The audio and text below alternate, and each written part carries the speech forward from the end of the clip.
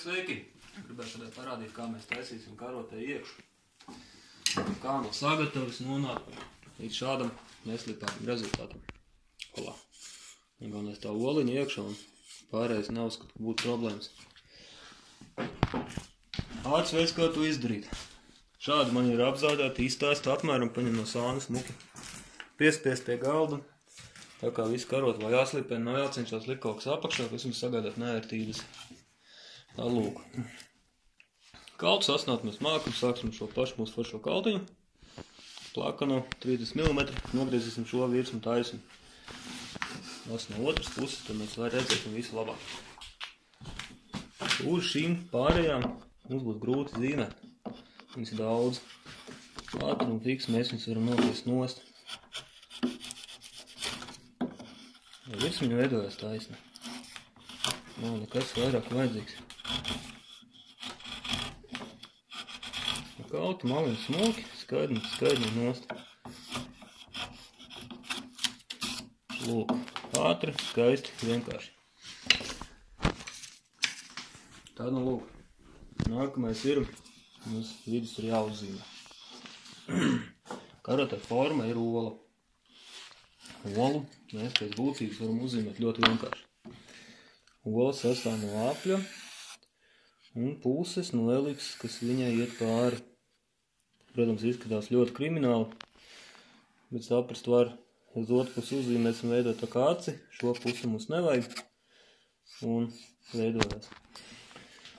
Cerams, ka elipsi zīmēt mākam, ja nu kas, to var atrast arī internetā. Es esmu biedrs to darīt ar roku. Ņemam apmēram centimetri no malas.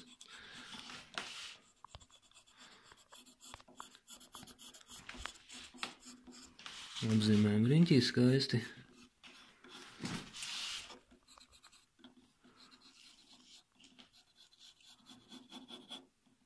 Šeit nu gan paskatāmies, lai neizskatās tā kā manu skociņu, kad sanāca. Un kaut kas līdzīgs arī tiks izgriezts. Lūk, daudz mums taisnī ir. Varam griezt ar šādu instrumentu, Erika Frost Mora. Lai cik karots esmu izgriezis, ar divpusējo āķi strādāt līsti labi nemāku. Cik noprot, es arī piegriešanai, bet teiksim, uzreiz šis instruments maksā 27 eiro. Ja tu gribi izgriezt vienu karoti, diez vai, ka tu gribēs nopirkt. Mēs varam to visu darīt arī ar parasto puspaļo kaltu. Manā gadījumā pat tas ir krievs. Šeit skaidri redzam krievs simbolika. Nu, lūk. Kaltiņš, latgalītē šādu dabūt 3-4 eiro tam līdzīgi. Tad, nu tā, protams, var zīmēt visās līnijas, vēl visu kaut ko darīt. Bet vienkāršākais variants ir atcerēties divas lietas, kas ir svarīgas. Vispirms, apmēram tur, kur mums ir aplis, pieliksim šeit klāt, lai vieglāk saprast. Šeit ir aplim jābūt. Un šī līnija jums ir vajadzīga. Apļa vidū valkam pirmo apli iekšā. Iedaram kaltu un griežam uz riņķi. Nav vajadzīgs tur kaut ko censties precīzi izgriezt tam līdzīgi. Šī mūsu pirmā doba, pēc kuras mēs strādājam, viņa apmēram šādai jāizskatās. Vēl kas ir jāizcerās. Ir divas lietas, mums var lūst. Mums var lūst šeit priekšā skaidrs, var izlūst ārā. Un mums šeit aizmugurē var rasties pacēlums. Šīs vietas mums jāatgriež. Malas nelūzīs. Es nezinu, kas jāizdara, lai malu nolaust. Tad, nu lūk, tad, kad mūsu sākums gatavs, sākam uz vīdiņu, uz vīdiņu, uz vīdiņu, uz vīdiņu. Visu laiku ejam uz vidu. Ja griezīsim no liepas, problēmas nebūs. Karotes materiāls arī liepa ir. Atceramies, ka šeit augšā no sākuma paņemt godīgāk nostīt. Un es to visu neizlasu. Pat nav vajadzīgs meklēt ar ko uzsist pa āmu, pa instrumentu. Un nelielām skaitnām mēs darbu varam veikt rokā. Necenšamies skaidri nolaust. Atcēlās turpat, lai viņi arī paliek. Tūlīt redzēsim arī, kāpēc nav svarīgi, kur viņi paliek. Jo mēs smuki no otras pusīs nogriezīsim visu nost. Redzīja tāpat uz vidu, no skaidriņas pazūd. Nekas sarežģīts.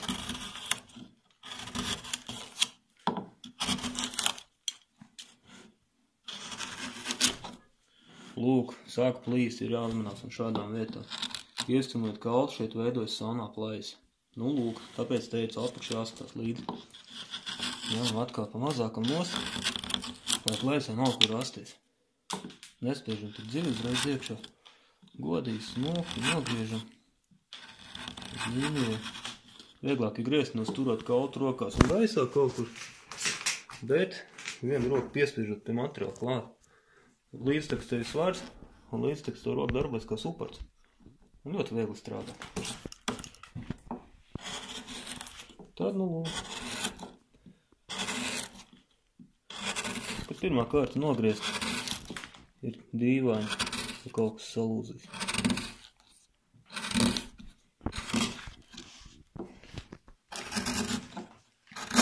Būtiski tas. Un tad sākam griezt karoti. Mums ir obligāti no sāna jāuzturies šis te izliekums. Ja savādāk mums būs jāgriež no šejienes un aizmugures doba būs dziļa. Uztaisam aptuvenu formu.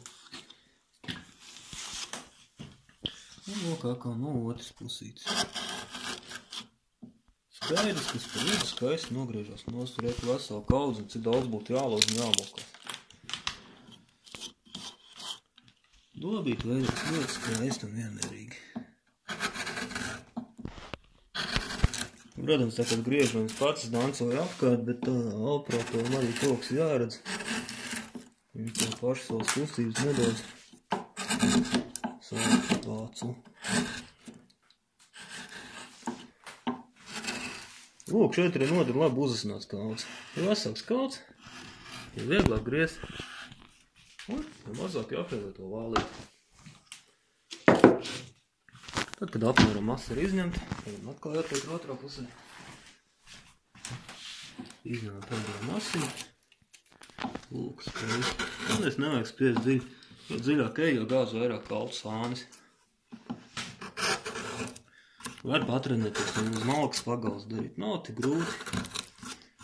Kaltiņu asināt nākam.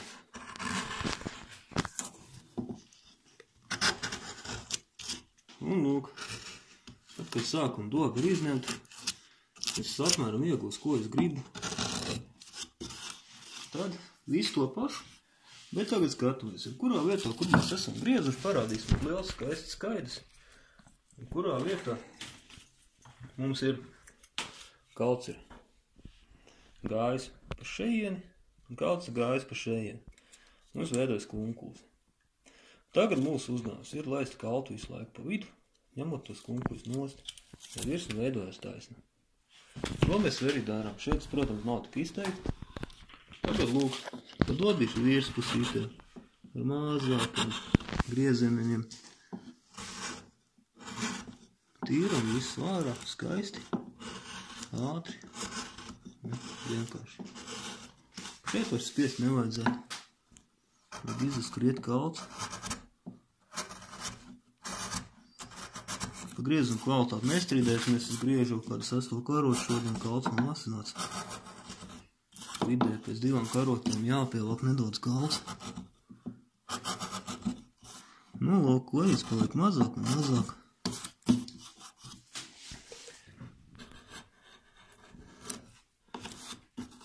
Nu, lūk, un šis arī būs rezultāts. No šāda mēs varam slīpēt.